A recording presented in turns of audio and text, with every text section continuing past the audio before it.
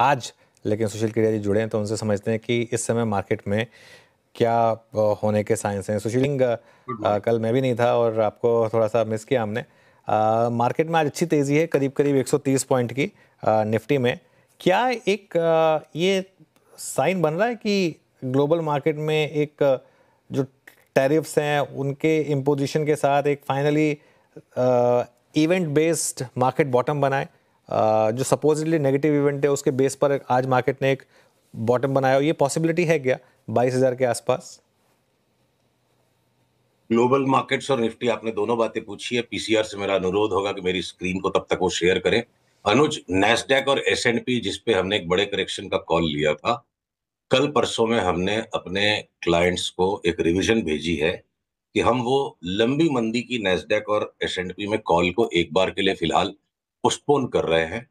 संभव है, काफी हद यहाँ संभव है कि नैस्डैक और एसएनपी जिसपे हम ज्यादा बेरिश थे वो भी एक ट्रेड करेक्शन दे के खाली रह गए हों और 15% तक का उछाल नैस्डैक और एसएनपी में भी अब यहां से बनना संभव है, जिसकी कंफर्मेशन शायद आज रात को या कल तक होगी। देखिए वो चार्ट आ गई मेरे स्क्रीन पे, तो जो डाउन ट्रेंड लाइन है ना, हरी वाली लाइन, देखिए ये जब क्रॉसओवर हमें दे देगी, ये आज और भी ऊपर चला गया अगर नैस्डैक यहां से, नैस्डैक में एक बार 23,000 का कॉल ट्रिगर हो सकता है। समय का अभाव इसलिए मैं एसएनपी की चार्ट को नहीं दिखा रहा हूं। सिमिलर टाइप का स्ट्रक्चर एसएनपी में भी है। जिस तरह की पैराबोलिक अपमूव डैक्स में आ गई, मान लीजिए 23,000 से 22,000 की निफ्टी ना, हमको अंदाज भी नहीं लगा, सांस लेने के पहले भड़ाक से आ गया। उसी तरह अगर ये अपवर्ड मेल्टडाउन भी दुनिया के कुछ मार्केट्स में हो रहा है जैसे डैक्स में हो रहा है, तो यहां से अगर रिबाउंड बनेगा तो वो इतना फास्ट बन सकता है। इसलिए हम बहुत ही सिलेक्टिव हैं कि अगर शॉर्ट करेंगे तो कोई गिने चुने स्टॉक्स को करेंगे। 500 700 पॉइंट 800 पॉइंट निफ्टी का कमाने का मौका छूट गया तो छूट गया, ये स्टांस हमने लिया हुआ है। 30,000 एक ही मिनट में नहीं आएगा। अब एक चार्ट मैं आपको और दिखाना चाहूंगा जो मेरा अनुरोध बहुत जरूरी है। चाइना जिसको लेके बड़ा कोहराम सबने मचाया हुआ है, वो चार्ट को प्लीज देख लीजिए। ये देखिए आपकी एक सेकेंड, ये कंपोसाइट बहुत ज्यादा इंडिसेस हो गई है चाइना में। ये देखिए, श- हम हम अगर इसी को ले लेते हैं, टोटल रिटर्न इंडेक्स को, चाइना के अंदर देखिए, मैं आता इस पे, एक मिनट। टोटल रिटर्न इंडेक्स पे मार्किंग अलग है। हाँ ये रहा कि चाइना में बहुत बड़ी तेजी है। उसके पहले हमें ये समझना पड़ेगा कि ये जो ट्रायंगुलर पैटर्न रन अराउंड कर रहा है चाइना में, इसका एक अपवाद मुझे दिखता है कि 2025 में चाइना 3700 के ऊपर जाए बिना वापस 2500 आए, और उसके बाद 2026 में 5,000, 5,500, 6,000 तक जा सकता है। तो जो चाइना की तेजी से घबराहट है, मुझे लगता है वो घबराहट 2026 के लिए होनी चाहिए, 25 के लिए नहीं होनी चाहिए। चाइना ने एक जो स्पाइक दिया और थोड़ा अपवर्ड पुश देने के बाद बाकी पूरा साल भर ये आहिस्ता आहिस्ता आहिस्ता आहिस्ता नीचे मियांडर करता रहे, ये संभावना बिल्कुल स्पष्ट है कि ये पॉसिबल है। इसलिए सिर्फ चाइना फैक्टर को देख के डर डर के कि सारा पैसा चाइना ले जाएगा, निफ्टी में नहीं आएगा। और अब मैं लौटूं आपके निफ्टी के सवाल पे, तो ये देखिए बिल्कुल यहाँ बेचना महामूर्खता का काम है, लेना उतावली का काम है। अब अगर आज ये 22,340 के ऊपर अगर निफ्टी फ्यूचर चल पड़े हैं, और अगर ये क्लोजिंग भी आज मेरे को अगर आज ये क्लोजिंग मिल जाती है 22,280 के ऊपर, अभी 340 का भाव है, तो हम आज डेफिनेटली निफ्टी फ्यूचर्स में भी लॉन्ग करेंगे। इंडिविजुअल स्टॉक फ्यूचर्स में जिनमें लॉन्ग हो रही है, अगर 22,280 की क्लोजिंग स्टॉप लॉस के साथ ओवरनाइट कैरी करना है कि नहीं पोजीशन, ये 22,280 के ऊपर अगर मुझे क्लोज देता है तो मैं इसको लॉन्ग को लेके डेफिनेटली चलूंगा। अगर ये कोई कारण से मेरी लॉन्ग आज कट भी जाती है, कल 22,220 के नीचे जब तक नहीं जाएगा तो हम वापस इसको लॉन्ग लेने की कोशिश करेंगे। बैंक निफ्टी की चार्ट और ज्यादा स्पष्ट है। डाउनवर्ड जो रेजिस्टेंस लाइन आज उसका क्लियर कट क्रॉसओवर हो गया। I think initial jump upwards में पहले 1,000 पॉइंट निफ्टी के बैंक्स ही लीड करेंगे और उसके बाद अलग अलग सेक्टर्स की रोटेशन आएगी। बैंक्स लीड करेंगे आपने कहा, लेकिन सिंस आपने नैस्डैक में 15% रैली की बात की, आज क्या आईटी में एक फ्रेश रैली की शुरुआत माने, या फिर क्योंकि सबसे ज्यादा बीट एंड डाउन स्पेस थी आज, निफ्टी आईटी देखिए आप लीड कर रहा है क्लियरली, और सारे आईटी के जो बीट एंड डाउन स्टॉक्स हैं उनमें एक अच्छा मोमेंटम आ रहा है, तो इसको किस तरीके से मानेंगे आप? देखिए आईटी भी एक्सट्रीम ओवरसोल्ड है। और एक्सट्रीम ओवरसोल्ड से ये रिबाउंड दे देगा, इसमें कोई डाउट नहीं है। सभी चीज रिबाउंड दे देती जब एक साथ बाजार चलता है। अभी भी हमारे को जो तेजी लगती है उसमें मान लो फॉर एग्जांपल हमको बजाज फिनसर्व और बजाज फाइनेंस में अगले 6 महीने में बहुत खराब भाव नीचे का दिखता है, वो भी रिबाउंड दे देंगे। और अनुज, अगर सीएनएक्स आईटी की चार्ट को मैं देखूं, मेरे को एक रिबाउंड सा ही दिखती है। 36,000 के लेवल से अगर ये बढ़ के 41,100 तक भी हो जाए, 31,000 हो जाए, और उसके बाद फिर लुढ़क जाए तो बड़ी बात नहीं है। हाँ, ट्रेडर्स के लिए अब यहाँ कोई आईटी के भी स्टॉक्स में शॉर्ट रहने का मतलब नहीं बनता है, घूम चुका है बाजार यहाँ से। और एक बार इसमें 2,500 3,000 पॉइंट तक की रैली संभव दिखती है। उससे ज्यादा का विजन मैं अपनी चार्ट्स पे अभी ले नहीं पा रहा हूँ। सिंस आईटी अभी बैंक भी निफ्टी मुझे लगता है अंडर परफॉर्मर सेक्टर होगा, जो बाकी बाजार के साथ रिबाउंड देगा, पर बड़े आउट परफॉर्मेंस दूसरे सेक्टर्स में है। बैंक निफ्टी की बात करते हैं, सिंस आपने एक सिर्फ एक कर्सरी तौर पर कहा कि जो अगली निफ्टी की जो निफ्टी की पहली 1,000 पॉइंट की रैली है उसको बैंक निफ्टी लीड करेगा, तो अगर निफ्टी में 1,000 पॉइंट की रैली हुई तो बैंक निफ्टी कहां तक जाएगा फिर? बैंक निफ्टी देखिए, सीधी सीधी बात है, 2,500 पॉइंट तो बैंक निफ्टी का धर्म बनता है बढ़ना। और मैं आपको लेवल दे दूं, बैंक निफ्टी के फ्यूचर्स पे चलते हैं हम। एक मिनट। हाँ, देखिए फ्यूचर्स आ गए स्क्रीन पे मेरे। बैंक निफ्टी फ्यूचर्स के अंदर में इवेंचुअली देखिए अनुज, तक ये 27,000 की निफ्टी आएगी, जो आपका कॉल था 26,000 पे हम सारे अटक गए कि 27,000 आ जाएगा। ठीक है, हम लोग चार्ट के हिसाब से बेच गए थे कि वापस जो 27,000 की निफ्टी आते आते 56,000 की बैंक निफ्टी हो जाएगी। और फिलहाल के लिए अगर ये ब्रेकआउट दे देता है, इसका अगला रेजिस्टेंस 50,000 है, और उसके बाद वाला रेजिस्टेंस 50,600, अगला रेजिस्टेंस उसके बाद 52,400, उसके बाद 56,000। हम ये 3 लेवल्स पे से काम कर रहे हैं। बीच बीच में अपने स्टॉप लॉसेस को संभालना पड़ेगा। स्टॉप लॉस लगेंगे भी तो हम शॉर्ट नहीं करेंगे, वापस से री एंट्री करेंगे लॉन्ग में। Okay, stock specific Sushil ji, यहाँ पर क्या क्या है आपके पिटारे में आज, कहाँ कहाँ पर आपको बाय या सेल आइडियाज दिख रहे हैं?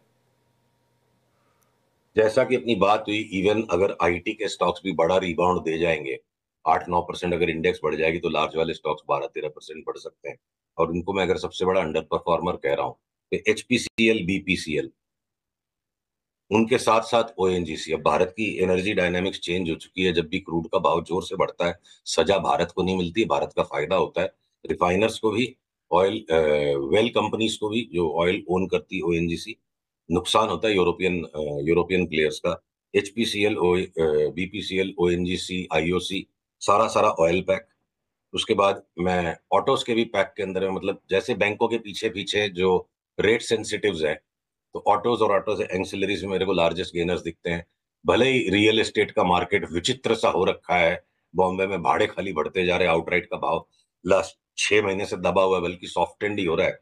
सारी की सारी रियल एस्टेट कंपनीज मेरे को लगता है डबल से 2.5 हो जाए। और अब इतनी ज्यादा करेक्शन डीपली हो चुकी है कि लॉन्ग रन में अगर हम सन फार्मा और डॉक्टर रेड्डीज में कोई मेगा रिटर्न्स नहीं देख रहे हैं, या हिंदुस्तान लीवर ने लास्ट 5 साल में रिटर्न नहीं दी, तो ये हिंदुस्तान लीवर भी यहाँ से 40-50% उछल जाएगा।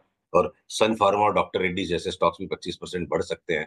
तो आईटी लास्ट चॉइस है। उसके अलावा अब तो पूरा बाजार ही इतना करेक्टेड हो चुका है कि टाइम टू टाइम हर एक चीज पे बाई आएंगे। इंडसइंड बैंक की चार्ट में अगर लॉन्ग टर्म नरमी दिखती है, तो लॉन्ग टर्म नरमी में भी ये 25% बढ़ जाए, और स्टेट बैंक ऑफ इंडिया भी साथ साथ 25 बढ़े, और 25% बढ़ने के बाद स्टेट बैंक ऑफ इंडिया में कॉल आ जाए कि और 20% बढ़ेगा, तो टुकड़े टुकड़े में बाजार को देखना पड़ेगा।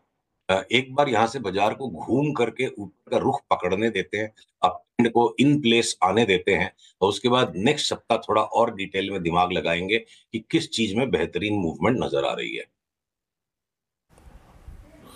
ओके, अच्छा सुशील जी, ये 2-3 स्टॉक्स जिन्होंने इस पूरे कोलैप्स होते हुए बाजार में अपनी स्ट्रेंथ को बहुत अच्छी तरीके से कायम रखा था, उसमें थी कुछ एनबीएफसीज, बजाज फाइनेंस, बजाज फिनसर्व, चोला। यहाँ पे आपका टेक क्या है इस वक्त? दोनों बजाज स्टॉक्स अगले कुछ दिनों में 4-5% का रीबाउंड आने पर, अगर हमें शॉर्ट सेल सिग्नल मिलेंगे तो हम उनको बेचेंगे। इनमें अभी बहुत गहरा करेक्शन बाकी है, जो करेक्शन में इन्होंने हिस्सा ही नहीं लिया।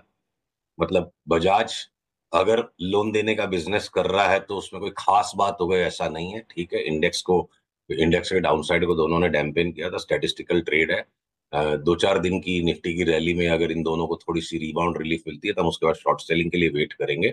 और श्रीराम फाइनेंस में थोड़ी सी जगह है अभी और ऊपर, बहुत स्मूथ मूवमेंट नहीं है।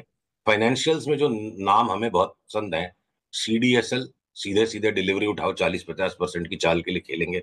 ब्रोकिंग के स्टॉक्स 30 से 40% की चाल के लिए हम खेलेंगे। इंश्योरेंस के स्टॉक्स में स्मूथ स्ट्रेट फॉरवर्ड चाल है। एनबीएफसीज में माजरा थोड़ा सा मिक्स्ड अप है। गोल्ड फाइनेंस कंपनीज में हो सकता है बड़ा धक्का भी लग जाए, तो हम थोड़ा एनबीएफसी से परहेज रखेंगे। पैसे और दिमाग लिमिटेड ही है। Small finance banks, public sector banks, Bob, PNB, SBI और कुछ छोटे वाले प्राइवेट सेक्टर बैंक्स, तो एनबीएफसी की चार्ट्स में भी वो मजा नहीं है, बहुत स्पष्टता नहीं है, पैसे और दिमाग भी लिमिटेड है, तो हम एनबीएफसी को थोड़ा अवॉइड में रख रहे हैं। और मौके पे हम टाइम टू टाइम हेजिंग के लिए या डाउनसाइड कैप्चर करने के लिए जो आया ही नहीं है, हम बजाज ट्विंस को शॉर्ट सेल कैटेगरी में रखेंगे, लॉन्ग पार्टिसिपेशन नहीं करेंगे। ओके, ठीक है, चलिए अब यहाँ पे हो गई बात B2 की। अच्छा, एक चीज़ और देखिएगा सुशील जी, सिंस आप ग्लोबल मार्केट्स के सेटअप को, चाइनीज़ मार्केट को थोड़ा सा यहाँ पे एक्सप्लेन भी कर रहे थे, ये निफ्टी मेटल इंडेक्स जो है वो करीब करीब 8494 पे, और बीते मेरे ख्याल से मिड जैन से लेकर 3-4 बार इसने इसी जोन को टेस्ट किया। एक दो स्टॉक्स मेटल से बहुत अच्छा कर रहे थे, फॉर इंस्टेंस हिंडाल्को। मेटल में क्या कर रहे हैं आप इस वक्त? मेटल में हम बहुत बड़ी तेजी का इंतजार कर रहे हैं। देखो, अगर आपने निफ्टी मेटल इंडेक्स का ही नाम लिया है, तो पीसीआर अगर ये चार्ट दिखा पाता है तो मैं आपको चार्ट के सहारे दिखाऊं। हम इसको न्यू हाई में भी जाता हुआ देखेंगे और सिग्निफिकेंटली हायर हाई बनेगा इस पे। मेटल्स में अब एक साथ सारे स्टॉक्स के पार्टिसिपेट करने का टाइम आ जाएगा, बेस मेटल्स और आयरन एंड स्टील दोनों का। मुझे संयम रखने वाले के लिए लास्ट क्वार्टर ऑफ 2025 तक में अगर 8,500 वाली निफ्टी मेटल इंडेक्स 11,500 हो जाती तो कोई बड़ी बात नहीं लगती। ये हमारे एक्सपेक्टेड पाथ ऑफ मूवमेंट है, ब्रेकआउट अभी तक आया नहीं है। जिंदल स्टेनलेस, जेएसडब्ल्यू एनर्जी, ये हमारी स्टील में टॉप पिक्स होंगी अपार्ट फ्रॉम सेल। सेल हमें लगता है 3 बैगर हो जाएगा, एनएमडीसी स्टील 3 बैगर हो जाएगा। मैं देखिए, एक चीज बहुत जरूरी है, हम जो टेक्निकल बेसिस पर काम करते हैं और बहुत सारी रिटेल पब्लिक अगर ये सोचती है कि हमने इनको लेके ही हम बैठ गए, ये हमारी तैयारी की जब बाई आएगा तब हम लेंगे। तो लोगों से अनुरोध है, जब प्रॉपर बाई सिग्नल आएगा और हम उसका अपडेट करेंगे तब लेना है। लेने की तैयारी और सौदा करके बैठ गए अलग बात है। तो चूंकि वहां पे इतनी बड़ी अपसाइड मूव हमें दिखती है, इसलिए हमने लास्ट के 700-800 पॉइंट में शॉर्ट पार्टिसिपेशन नहीं किया है।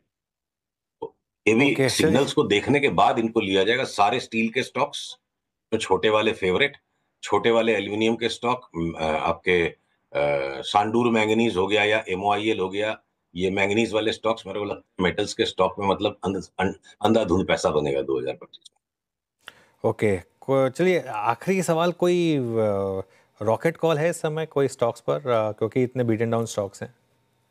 एक अनुरोध है अनुज, इतने सारे रॉकेट्स हम आपके साथ शेयर करेंगे अगले 2 से 3 महीने में। उनको पहले सुरसुरी होके थोड़ी सी ना, रॉकेट के पीछे जो उसकी रस्सी लगी होती है उसको थोड़ा सुलगने दीजिए, अप ट्रेंड को आने दीजिए। तो पहले से मैं उसको प्रीएम्प्ट करने में ना, कुछ लोगों को चोट लग जाने से फिर वो दुख मिलता है लोगों को, तो मैं थोड़ा परहेज रखना चाहूंगा। एक बार पक्का रिवर्सल आने दो, क्या पता नेक्स्ट वीक से उसके बाद वाले वीक से हर वीक 2-2, 3-3 रॉकेट्स पे डिस्कशन शुरू हो। इतना दब गया है बाजार, सब कुछ इतना पिट चुका है, एकदम से एक नई फ्रेश मूव जब आएगी उसके बाद शुरू को होने दीजिए। अगले मंगलवार से हम हो सकता है रॉकेट पे रॉकेट ही बात करेंगे। आज परहेज रखना चाहूंगा रॉकेट चलिए, से। अगले मंगलवार से फिर उसकी शुरुआत करेंगे।